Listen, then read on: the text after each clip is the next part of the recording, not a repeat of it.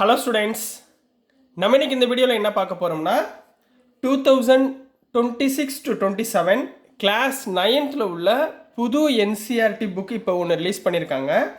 So NCERT வெப்சைட்லேருந்து அதை நான் print out போட்டு வச்சுருக்கேன். ஸோ அதுலேருந்து எக்ஸசைஸ் 1.1, அதாவது orienting yourself the use of coordinates அப்படின்ற ஃபஸ்ட்டு சாப்டரில் உள்ள எக்ஸசைஸ் 1.1 நம்ம பார்க்க போகிறோம். கணிதா மஞ்சரி அப்படின்ற நேமில் அவங்க பப்ளிஷ் பண்ணியிருக்காங்க. ஸோ அதில் உள்ள சம்ஸை நம்ம பார்க்க போகிறோம்.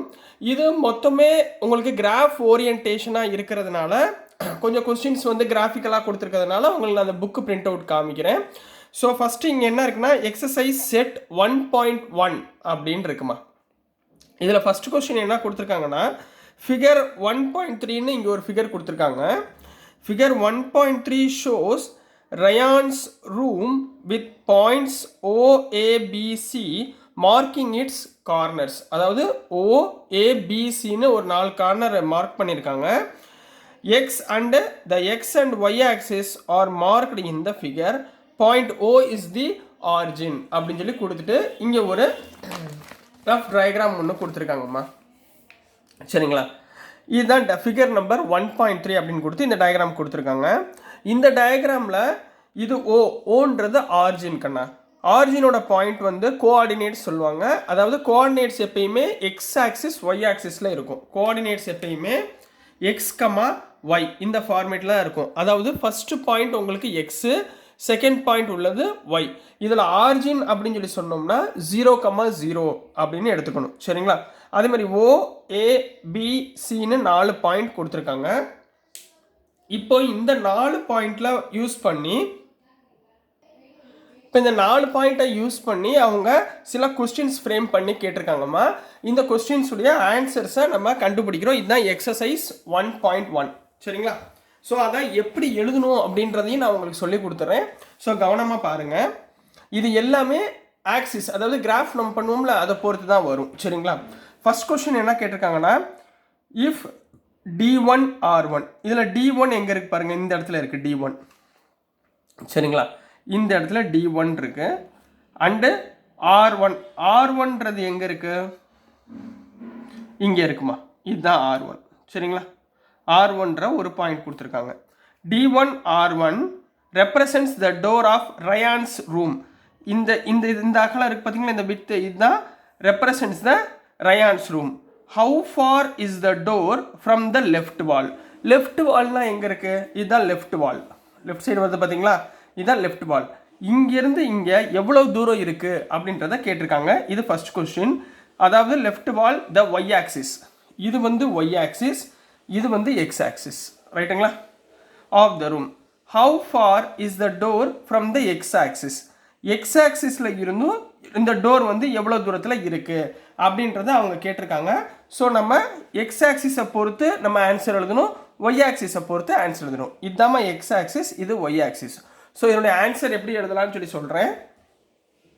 இப்போ ஃபஸ்ட்டு என்ன கேட்டிருக்காங்க, இந்த பாயிண்ட்ஸ் வந்து உங்களுக்கு நான் எழுதிடுறேன். இங்கே D1, இங்கே R1. சரிங்களா, இப்போ D1 அப்படின்ற ஒரு பாயிண்ட்டு, இந்த D1ன்ற பாயிண்டில் இங்கே என்ன இருக்குன்னா எக்ஸ் கமா ஒய். எக்ஸில் 0.8, ஒய்க்கு 0. ஏன்னா ஒயில் எதுவுமே அவங்க மார்க் பண்ணல. ஸோ D1ஓட பாயிண்ட் 8,0ன்னு இருக்குமா. சரிங்களா, அதே மாதிரி இங்கே R1 அவங்களே கொடுத்துருக்காங்க. ஸோ இங்கே ஒரு பாயிண்ட் இருக்குது R1, அதோடைய பாயிண்ட் என்ன கொடுத்துருக்காங்கன்னா 11.5,0. அதாவது இது எக்ஸோட வேல்யூ, இது ஒய்யோட வேல்யூ. ரைட்டுங்களா, ஸோ இதுதான் ரயான்ஸுடைய டோர்னு கொடுத்துருக்காங்க. இந்த லென்த்து தான் ரயான்ஸுடைய டோர். இப்போ இதுலேருந்து இந்த லெஃப்ட் சைடு இருக்குது பார்த்தீங்களா, இங்கே எவ்வளோ டிஸ்டன்ஸ் இருக்குது அப்படின்றத கண்டுபிடிக்க சொல்லியிருக்காங்க. சரிங்களா, இப்போ இதுக்கு பேர் இதை எப்படி எழுதணும்னா இதுதான் வந்து கோஆர்டினேட்ஸ் ஆஃப் D1, இது கோஆர்டினேட்ஸ் ஆஃப் R1. சரிங்களா, இப்போ இங்கே பாருங்களேன், இங்கே தான் டோர் ஸ்டார்ட் ஆகுது. சரிங்களா, இதுதான் left side wall. Left side வால்லேருந்து எவ்வளோ டிஸ்டன்ஸ் இருக்குது பாருங்கள், 1 2 3 4 5 6 7 8. ரைட்டுங்களா, அப்போ ஒய் ஆக்சிஸ்லேருந்து எவ்வளோ டிஸ்டன்ஸ் இருக்குது, 8 டிஸ்டன்ஸ் இருக்குது. அப்போ எப்படி எழுதணும்னா ஃபர்ஸ்ட் கொஸ்டினுக்கு door is 8 units for from left wall, that is y axis. சரிங்களா? அடுத்து பாருங்க, ரெண்டாவது கேள்வி என்ன கேட்டிருக்காங்க, how far is the door from the x ஆக்சிஸ்ன்னு கேட்டிருக்காங்க. எதுமா எக்ஸ் ஆக்சிஸ்? இதுதான் எக்ஸ் ஆக்சிஸ், இதுதான் எக்ஸ் ஆக்சிஸ். ஸோ எக்ஸ் ஆக்சிஸ்லேயே லையாக இருக்குது, அந்த பாயிண்ட் லையாக இருக்குது. எது? இந்த 11.5,0 அந்த டோர் வந்து பாயிண்ட் அங்கேயே தான் லைட்டாக இருக்குது. ஒய் ஆக்சிஸில் போனால் தான் நம்மளால் பாயிண்ட் கண்டுபிடிக்க முடியும். அப்போ இதில் எக்ஸ் ஆக்சிஸ் எவ்வளவு? 8. சரிங்களா? ஒய் ஆக்சிஸ் 0ன்னு கொடுத்துருக்காங்க.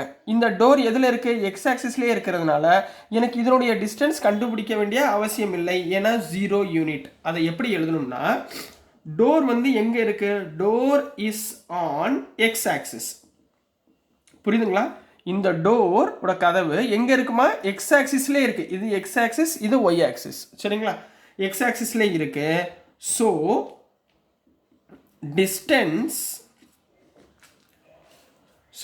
distance of door from x axis is 0 unit. ஏன்னா x axisல தான் டோரே இருக்கு. ஸோ distance from டோரை x 0 யூனிட்னு சொல்ல வேண்டியதான். இதுதான் கொஸ்டின் நம்பர் 1 ஆன்சர் கண்ணா. புரியுதுங்களா? இப்போ next question number 2. Question number 2ல என்ன இருக்கு பாருங்க. What is the coordinates of D1? இந்த D1 உடைய கோஆர்டினேட்ஸ் என்ன? நம்ம ஆல்ரெடி ஃபைண்ட் பண்ணி வச்சிருக்கோமா? என்ன D1 உடைய கோஆர்டினேட்ஸ் இதுதான். x, y வருது பார்த்தீங்களா? இதுதான் கோஆர்டினேட்ஸ் 8, 0. சரிங்களா? அப்போ இப்போ எடுத்து எப்படி எழுதுவீங்க? Number 2, coordinates of D1 is 8, 0. Coordinates of D1 is 8, 0. இந்த மாதிரி எழுதணும். சரிங்களா? இப்போ கொஸ்டின் நம்பர் 3 பார்க்க போகிறோம். கொஸ்டின் நம்பர் 3ல என்ன கேட்டிருக்காங்கன்னா, if R1 is the point 11.5, 0. இந்த R1க்கு ஒரு வேல்யூ கொடுத்துருக்காங்க, 11.5, 0ன்னு கொடுத்துருக்காங்க. How wide is the door? இந்த டோரோட வைடு, இந்த அகலம் எவ்வளவு அப்படின்னு கேட்டிருக்காங்க. சரிங்களா? அப்போ டோரோட ஸ்டார்டிங் பாயிண்ட் எங்க? 8ல் ஸ்டார்ட் ஆகுது. எதில் முடியுது? 11.5ல் முடியுது. அப்போ நம்ம ஒவ்வொன்றா கண்டுபிடிச்சிடலாம். முதல் வித் ஆஃப் த டோர் கண்டுபிடிச்சிடலாமா? அப்போ ஃபர்ஸ்ட் என்ன கண்டுபிடிங்க? Width of the door. Width of the door is, இதில் எண்டிங் பாயிண்ட் என்னமா? 11.5. 11.5ல இருந்து ஸ்டார்டிங் பாயிண்ட் எவ்வளவு? 8. 11.5ல இருந்து 8 மைனஸ் பண்ணீங்கன்னா எவ்வளவு வந்துடும்? 3.5 யூனிட். ஏன் இங்கே யூனிட் எழுதுறீங்கன்னா, அங்கே வந்து சென்டிமீட்டர் மீட்டர்னு எதுவுமே கொடுக்கல, அதனால நான் யூனிட்னு எழுதுறேன். புரியுதுங்களா கண்ணா? தேர்ட் கொஸ்டினோட ஃபர்ஸ்ட் லைனுக்குரிய ஆன்சர். ரைட்டுங்களா? இப்போ நெக்ஸ்ட்மா இதை இங்கே மாற்றிக்கிறேன். இப்போ next, do you think this is a comfortable width for the room door? அவங்க என்ன கேட்குறாங்கன்னா, இது வந்து ஒரு கம்ஃபர்டபுள் வித்தா? அதாவது நம்மளுக்கு ஆன்சர் என்ன வந்துச்சு? வித் ஆஃப் த டோர் என்ன வந்துச்சு? 3.5 வந்துச்சா? இது ஒரு கம்ஃபர்டபுள் வித்தா, கம்ஃபர்டபுளாக இருக்குமா அப்படின்னு கேட்டிருக்காங்க. இப்போ ஃபார் எக்ஸாம்பிள், இப்போ ஒரு யூனிட் வந்து 1 ஃபீட்டுன்னு வச்சுக்குருவோம். அப்போ எத்தனை ஃபீட் வரும்? இப்போ ஃபார் சப்போஸ் இதை எப்படி எழுத போகிறோம்னா, தேர்டில் A. சரிங்களா? நம்மளா அசியூம் பண்ணிக்கிறோம். Assume that 1 unit equal to 1 feet. ஒரு யூனிட் என்ன பண்ணிக்கோங்க? 1 ஃபீட்டுன்னு எடுத்துக்கோங்க. அப்போது டோர் வித் என்ன இருக்கும்? டோர் வித் வந்து எவ்வளோ இருக்கும்? 3.5 ஃபீட் இருக்குமா? ரைட்டுங்களா? ஏன் 3.5 ஃபீட்? இங்கே பாருங்கள், நம்ம டோரோட வித் எவ்வளோ இருக்குது? 3.5 யூனிட்னு கண்டுபிடிச்சோமா? இதில் ஒரு யூனிட் வந்து 1 ஃபீட் சொல்லியிருக்கோம். அப்போ 3.5 யூனிட் 3.5 ஃபீட், அதாவது 3 அடி. சரிங்களா? 3.5 ஃபீட், 3 அடியில் ஒரு ஆள் இருக்க முடியாது. ஸோ அது கம்ஃபர்டபுளாக நம்ம உள்ளே போயிட்டு வர ஒரு டோராக தான் இருக்கும். So yes, door is comfortable. Door is comfortable. எப்படி எழுத போகிறீங்க? இந்த டோர் இஸ் கம்ஃபர்டபுள்னு எழுத போகிறீங்க. புரியுதுங்களா? இதுதான் அடுத்த கொஸ்டின். இப்போ அடுத்து என்ன கேட்டிருக்காங்க? இதில் நீங்கள் நல்லா ஞாபகத்தில் வச்சுக்கோங்க, கொஸ்டினை நீங்கள் அண்டர்ஸ்டாண்ட் ஆகணும். சரிங்களா? ஆனால் தான் உங்களுக்கு ஈஸியாக புரியும். சரிங்களா கண்ணா? அடுத்து பாருங்கள், if a person in a wheelchair wants to enter the room, will he or she be able to do easily அப்படின்னு கேட்டிருக்கான். இப்போது ஒரு வீல் சேர்மா, வீல் சேருடைய நார்மல் ஃபீட் எத்தனை ஃபீட் இருக்கும்? ஒரு 2 அடி இருக்குமா? சரிங்களா? 2 ஃபீட் இருக்குமா? அப்போது இதில் உள்ள பி கொஸ்டின் எப்படின்னா சொல்ல போகிறேன் பாருங்கள். லெட் அஸ் அஸ்யூம் தட், நம்மளா எடுத்துக்கிறோம். சரிங்களா? Width of wheelchair width of wheelchair. width of wheelchair நம்ம ஒரு 2 feet எடுத்துக்கலாமா 2.5 feet உங்களுக்கு விருப்பம். wheelchair be 2 feet. சரிங்களா, நான் என்ன எடுத்துக்கிறேன் 2 feet எடுத்துக்கிறேன். இப்போ டோரோடைய ஃபீட் எவ்வளவு 3.5 ஃபீட்டுங்களா. இந்த 3.5 ஃபீட்டுக்குள்ளே இந்த 2 feet வீல் சேர் உள்ளே போயிருமா, உள்ளே போயிடலாம்ல. அப்போ என்ன எழுதுவீங்க, yes door is comfortable, door is comfortable for wheelchair person, for wheelchair person அப்படின்னு எழுத போறீங்க. புரிஞ்சாமா, ரைட்டுங்களா, இது ஓகேங்களா. சரி, இப்போ அடுத்து ஃபைனல் கொஸ்டின், ஃபோர்த் சப்டிவிஷன் கேட்டிருக்காங்க. இஃப் B1 0,1.5, அதாவது ஃபோர்த்து கொஸ்டின்மா.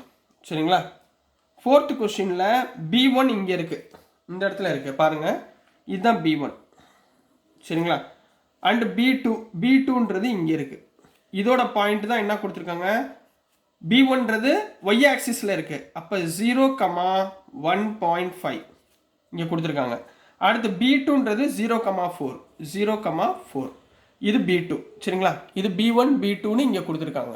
சரிங்களா, புக்கில் பாருங்கள், இது B1 இது B2, ரைட்டுங்களா. இப்போ அவங்க என்ன கேட்குறாங்கன்னா, represents the end of the bathroom. இது என்னது, ஒரு end of the bathroom door. இதுதான் பாத்ரூம் டோர்மா. சரிங்களா, is the bathroom door narrower or wider than the room door. Room door எது, இதுதானே ரூம் டோர். இப்போ இந்த பாத்ரூம் டோரு இந்த ரூம் டோரை விட சின்னதாக, நேரோயர்னா சின்னதாக இருக்கா இல்லை வைடர் பெருசாக இருக்கா அப்படின்னு சொல்லி சொல்லுங்க அப்படின்னு சொல்லி சொல்கிறாங்கம்மா. சரிங்களா, அதை அனாலிசிஸ் பண்ணுவோமா.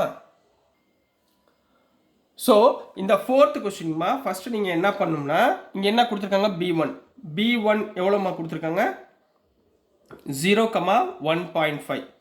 அதே மாதிரி B2 கொடுத்துருக்காங்க, எவ்வளோ கொடுத்துருக்காங்க 0,4. இது வந்து பாத்ரூம் டோர், ரைட்டுங்களா.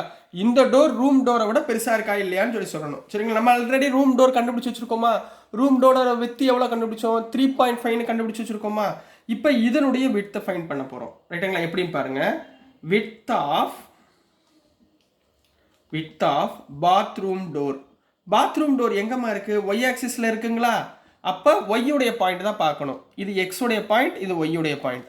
இது எக்ஸுடைய பாயிண்ட், இது ஒய்யுடைய பாயிண்ட். இந்த ஒய்யுடைய பாயிண்டில் ஹையஸ்ட் பாயிண்ட் என்ன 4ஆ, 4ல் இருந்து இந்த சின்ன பாயிண்ட்டை மைனஸ் பண்ணுங்கள், 1.5 மைனஸ் பண்ணுங்கள். அதாவது 4ல் இருந்து 1.5 நம்ம என்ன பண்ண போகிறோம், மைனஸ் பண்ண போகிறோம். மைனஸ் பண்ண என்ன வரும் 2.5 யூனிட். என்ன வருதுமா 2.5 யூனிட்டுங்களா. நம்மளுக்கு ஆல்ரெடி எவ்வளோ என்ன தெரியும், ரூம் டோர் வித்து தெரியுமா.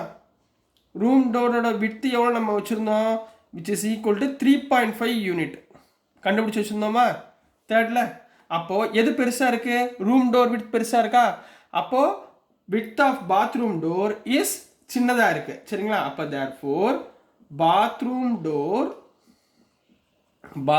டோர் இஸ் சின்னதாக இருக்குது. அப்போ நேரோயர்